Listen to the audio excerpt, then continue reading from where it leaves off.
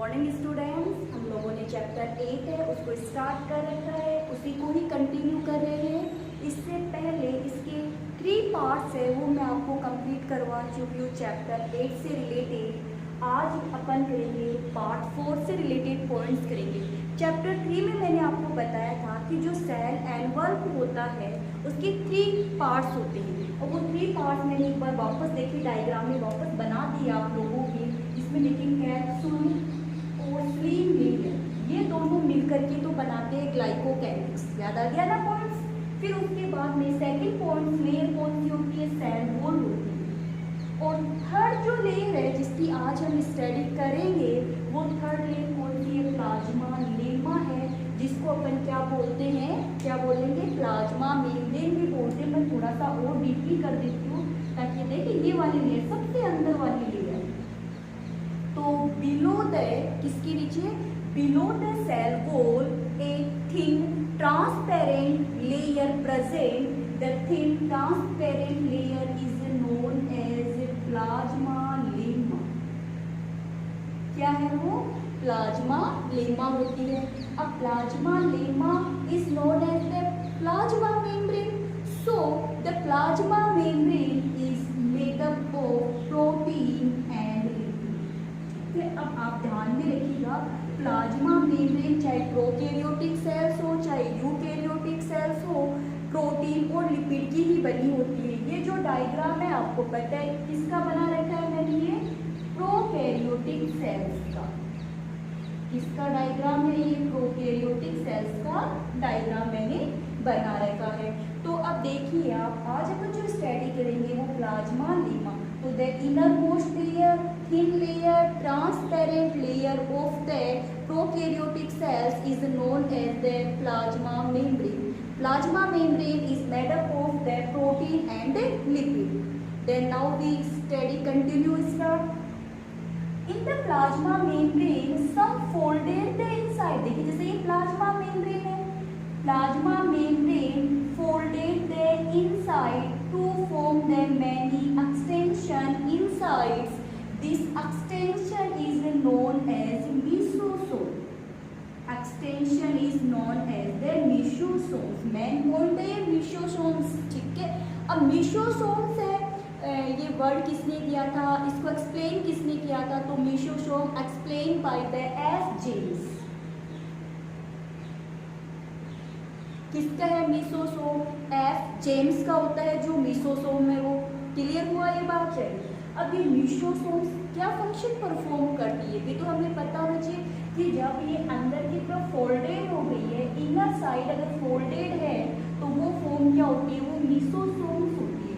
तो मेसोसोम्स is like the mitochondria in eukaryotic cells, क्योंकि prokaryotic cells में तो माइटोकॉन्ड्रिया होते ही है, तो यूकैरियोटिक सेल्स में होते तो किसके जैसी है, यूकैरियोटिक सेल्स में माइटोकॉन्ड्रिया के सिमिलर होते हैं, involve in the oxidative respiratory process. ठीक है, ऑक्सीडेटिव जो प्रोसेस होते हैं, जैसे मैं बता दूं इसके पास में ऑक्सीडेटिव एंजाइम्स होते हैं।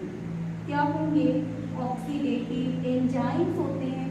जो ऑक्सीडेटिव एंजाइम्स है वो क्या करते हैं, ऑक्सीडेशन करते हैं। जब ऑक्सीडेशन होगा तो ऑक्सीडेशन से क्या बनती है, एनर्जी बनती है। क्या बनती है, एनर्जी। क्लियर, तो ये similar to the mitochondria. Then the second function of the mesosome is help in the respiration. तो मेन तो देखिए रेस्पिरेशन है इसका। ऐसे पूछे ना कि प्रोकैरियोटिक सेल्स में रेस्पिरेशन की प्रोसेस को कौन परफॉर्म करता है, तो कौन परफॉर्म करता है, ये कौन करेगा, मेसोसोम्स करेंगे रेस्पिरेशन की प्रोसेस को कंप्लीट। चलिए इतना क्लियर हो गया। यानी मेसोसोम इनफोल्डेड है मैट्रिक्स की तरफ, जब प्लाज्मा मेम्ब्रेन मैट्रिक्स की तरफ इनफोल्डेड हो गई, किसका फॉर्मेशन कर लिया इन्होंने, मेसोसोम्स का फॉर्मेशन कर लिया, और mesosome involve in the respiration. Then the second functions of mesosomes, it increase the surface area of plasma membrane. Increase the surface area of plasma membrane. Second function ये हो गया मेसोसोम का, increase the surface area of plasma membrane and increase amount of the enzymes, increase the amount of the enzymes, enzymes की जो amount है उसको increase कर देते हैं। Second, help in the replication of DNA, ये ना इसका जीनोमिक डीएनए जो नेक्ट होता है, न्यूक्लियर मेम्ब्रेन नहीं होती ना, इसलिए नेक्ट होता है ये। तो जो जीनोमिक यानी डीएनए रेप्लिकेशन में इन्वॉल्व होते हैं, help in the DNA replication, help in the DNA replication. Next इसका जो फंक्शन क्या होगा, during the cell divisions the chromosomes are transfer in the daughter cells, तो हियर हेल्प द मेसोसोम, तो the mesosome help the distributions of the chromosomes in the daughter cells during cell division। Cell division पता है ना, ये जैसे एक sales है, इससे कितनी सेल्स बनेगी, 2 सेल्स बनेगी। तो यहाँ पे जो क्रोमोसोम्स के जो नंबर होंगे वो क्रोमोसोम्स के नंबर कहाँ जाएंगे, डॉटर सेल्स में भी जाएंगे। इसका एग्जाम्पल, इसका मीन्स ये हुआ एग्जाम्पल ये होगा जब एक प्रोकैरियोटिक सेल से मैनी प्रोकैरियोटिक सेल्स बने तो उसमें करैक्टर्स भी तो जाएंगे ना। उन करैक्टर्स को ट्रांसपोर्ट कौन करती है, फिर जो मेसोसोम से ये हेल्प करते हैं करैक्टर्स को ट्रांसपोर्ट करने के लिए फंक्शंस होगी। वापस रिपीट कर देती हूँ एक बार फंक्शंस आपके लिए में कि mesosome help in the respiration in the bacterial cells, mesosome increase the surface area of plasma membrane, increase the amount of enzymes, ठीक है, distributions of chromosome in the daughter sales and involve help in the DNA replication. ये किसके functions हो गए, ये mesosome के क्या हो जाते हैं, फंक्शंस हो गए। क्लियर है, चलिए अब और फंक्शंस देखिए इसका। It help in the formation of the cell wall, cell wall का जो फॉर्मेशन है वो भी कौन करेगा, फॉर्मेशन ऑफ सेल वॉल, ठीक है, सेल वॉल का फॉर्मेशन है वो भी कौन करता है, मेसोसोम से करते हैं। याद रख लो कोई प्रॉब्लम नहीं चाहिए। अब इसीलिए अपन करें प्लाज्मा मेम्ब्रेन में फर्स्ट अपन क्या क्लियर कर चुके हैं, प्लाज्मा मेम्ब्रेन का मेसोसोम टॉपिक क्लियर कर चुके हैं। अब सेकेंड अपन जो प्लाज्मा मेम्ब्रेन की बात करेंगे वो देखिए यहाँ पर एक थ्रेड लाइक फॉर्म जा रही है डायग्राम में, जो कहाँ से देखिए मैंने कहाँ से अटैच करवाया, जिसको प्लाज्मा मेम्ब्रेन से अटैच करवाया है और ये आउटर साइड में मैं लेके गई हूँ। तो इस थ्रेड लाइक फॉर्म को क्या बोलते हैं, फ्लेजिला बोलते हैं। सेकेंड क्या हो जाएगा, फ्लेजिला,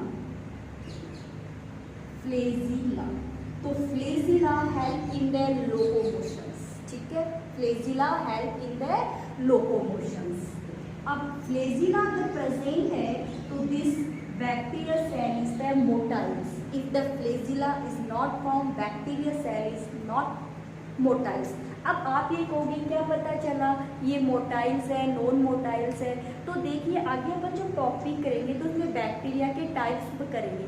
उन बैक्टीरिया के जो टाइप्स होंगे वहाँ पर अपन बताएंगे कि जो बैक्टीरिया स्फेरिकल इस फॉर्म में है, ठीक है, ऐसे स्फेयर की फॉर्म में होंगे उनको अपन कोकाई बोलते हैं। वो शेप क्या बनेगी, कोकाई बनेगी। तो कोकाई अगर प्रेजेंट है वो नॉन मोटाइल होते, क्लोनी में प्रेजेंट होते।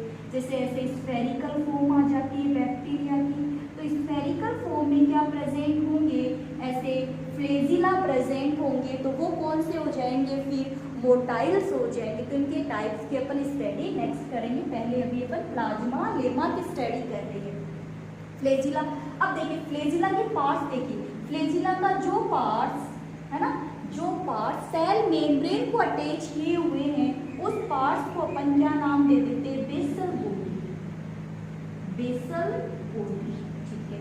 सेकंड जो पार्ट है, जो सबसे लॉन्गेस्ट वाला पार्ट है, इसको अपन नाम देते हैं फिलामेंट, फिलामेंट। जो थर्ड जो पोर्शन होगा ये थोड़ा सा हुक शेप होता है, जैसे ये देखिए ऐसे ऐसे हुक, देखिए ये पार्ट क्या बन गया, ये बेसल बॉडी, ये लंबा हो गया ना ये फिलामेंट, ये हुक अपन ऐसे टच करवाएंगे ना, जैसे ये फिंगर है मैंने ऐसे टच कर दी तो ये कैसी फॉर्म बन गई, ये हुक शेप बन गई। तो इसका नाम क्या दे देती हूँ मैं, हुक। तो आपको पता चल गया जो फ्लेजिला होते हैं वो अब आप सोचो फ्लेजिला है क्या, ये थिन थ्रेड लाइक प्रोटीन की स्ट्रक्चर्स होती है, ठीक है, प्रोटीन लाइक है, जो प्लाज्मा मेम्ब्रेन है उसमें आउटर साइड अराइज हुई है, बाहर की तरफ अराइज हो गई ये वाली फॉर्म। और ये वाली जो फॉर्म है इसमें 3 पार्ट्स है। One part is the basal part and then second part is the filament, कौन सा हो गया, फिलामेंट। और थर्ड पार्ट इसका क्या हो जाता है, hook. Basal part is the basal part of the flagella which attach with the plasma membranes and provide the base, यानी base provide करवा रहा है ना। Second, the longest part of the flagella is known as the filament. सबसे बाहर outer longest part of flagella is known as the filament. Then the second is the hook. Hook, the part of flagella which attach the substrate,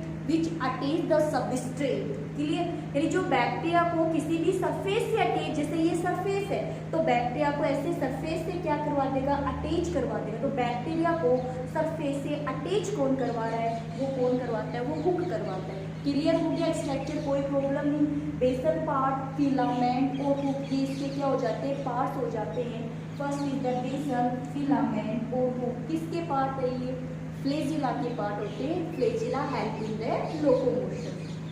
चलिए और अपन clear करते हैं, अब structures course लेते हैं। अब देखिए ये जो मैंने यहाँ देखी ऐसी स्पाइस है ना, इसकी जैसे ना कोई कांटे वगैरह होते हैं, नेल्स वगैरह होते हैं, उनके जैसे स्ट्रक्चर बनाइए, ऐसे देखिए ऐसे करके बनाइए ना। तो ये जो स्ट्रक्चर होती है इसको पिलाई बोलते हैं। क्या है, पिलाई। तो ये मैं क्या लिख दूँ यहाँ पे, पिलाई। Pili is not a help in the locomotion of bacteria. It is a proteinogenious structures. ये locomotion नहीं करवाती, proteinogenious structures होती है, इसके अदर functions होते हैं। अब ये present का, ये देखिए या सेल मेम्ब्रेन से निकल करके सेल वॉल को कवर करती हुई बाहर आ रही है। To cover the cell wall, किसको कवर करती है, सेल वॉल को क्या कर देती है, to covering of cell, covering of cell wall. ठीक है, चले आगे।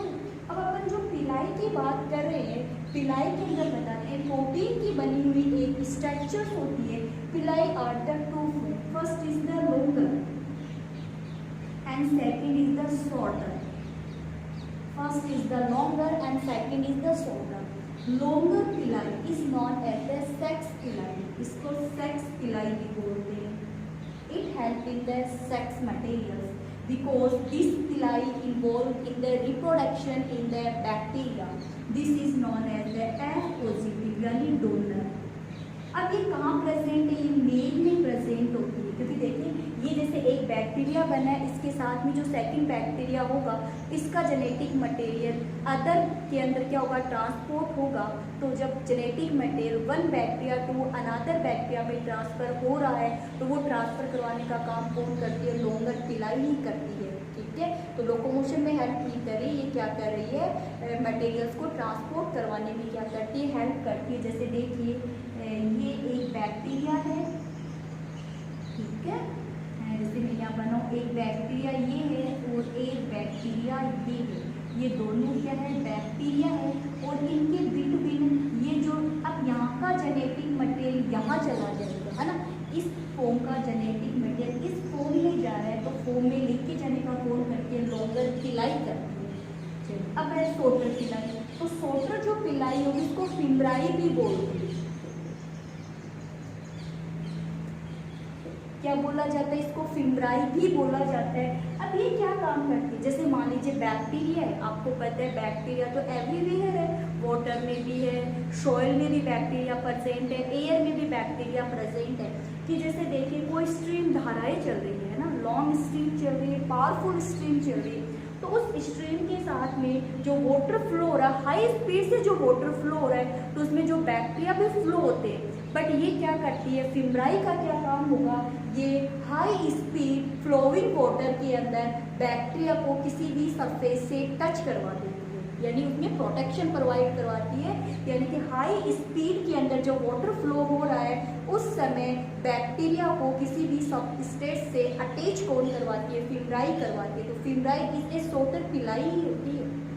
क्लियर हो गया यहाँ तक। तो यहाँ पर हम लोगों ने जो स्टडी की है वो स्टडी सेल एनवल्प की है। इससे पहले वाले वीडियो के अंदर मैंने आपको ग्लाइकोकैलिक्स की स्टडी करवाई थी, सेल वॉल की स्टडी करवाई थी, और यहाँ मैंने आपको किसकी स्टडी करवा दी है, सेल मेम्ब्रेन की स्टडी करवा दी है। इसको प्लाज्मा मेम्ब्रेन भी बोलते हैं। Similar to the eukaryotic cells होती है, प्रोटीन और लिपिड की बनी है। इसके कुछ एक्सटेंशंस देखे हैं अपन ने, यानी इसका मॉडिफिकेशन कह सकते हो आप, एक टाइप से इसका मॉडिफिकेशन किया है। तो अपन ने जो मॉडिफिकेशन किया है वो किस किस फॉर्म में किया है, मीसोसोम मॉडिफिकेशन लिया है। सेकेंड मॉडिफिकेशन क्या लिया हम लोगों ने, फ्लेजिला की स्टडी की है। और थर्ड मॉडिफिकेशन हमने क्या किया है, पिलाई किया है। यहाँ तक किसी के कोई प्रॉब्लम हो तो आप आराम से मुझसे कांटेक्ट करके पूछ सकते हो, आपको पता है, पर्सनली पूछ लेना मुझसे आप। क्लियर हो गया यहाँ तक। अब देखिए, अब अपन चलते थोड़ा सा इनर साइड में चलते हैं, ठीक है। अब आपको पता है इसको मैट्रिक्स बोलेंगे अपन। क्यों बोलेंगे मैट्रिक्स, क्योंकि इसमें न्यूक्लियर मेम्ब्रेन नहीं होती, यानी जो nucleus present without nuclear membrane, so is known as the nucleoids, ठीक है। In the nucleoids present the many forms, this form is known as, the first form is the ribosome. इसमें क्या present है, ribosome. Ribosomes organelles है। वैसे तो prokaryotic cells में organelles है वो प्रेजेंट नहीं होते, बट राइबोसोम प्रेजेंट होता है ओनली, क्योंकि ये विदाउट मेम्ब्रेन ऑर्गेनल्स है। माइटोकॉन्ड्रिया, लाइसोसोम, गोल्जी, ये सब आपने नाम सुने हैं, सुने ना इन सभी के नाम। तो वो सब क्या होते हैं, वो मेम्ब्रेन बाउंडेड होते हैं। उनके चारों तरफ क्या प्रेजेंट होती है, मेम्ब्रेन प्रेजेंट होती है, बट राइबोसोम में मेम्ब्रेन नहीं होती है। इसीलिए राइबोसोम एक ऐसा ऑर्गेनल्स होता है जो प्रोकैरियोटिक सेल्स में प्रेजेंट है। अब प्रोकैरियोटिक सेल्स में जो राइबोसोम प्रेजेंट है वो कहाँ है, attach with the plasma membrane. देखिए मैंने अटैच करवा रखा है, ये देख लीजिए, करवा रखा है ना, attach with the plasma membrane. और the prokaryotic ribosome is the 70S ribosome. कौन सा, अब राइबोसोम दो टाइप के होते हैं, एक होता है 80S राइबोसोम, एक 70S राइबोसोम।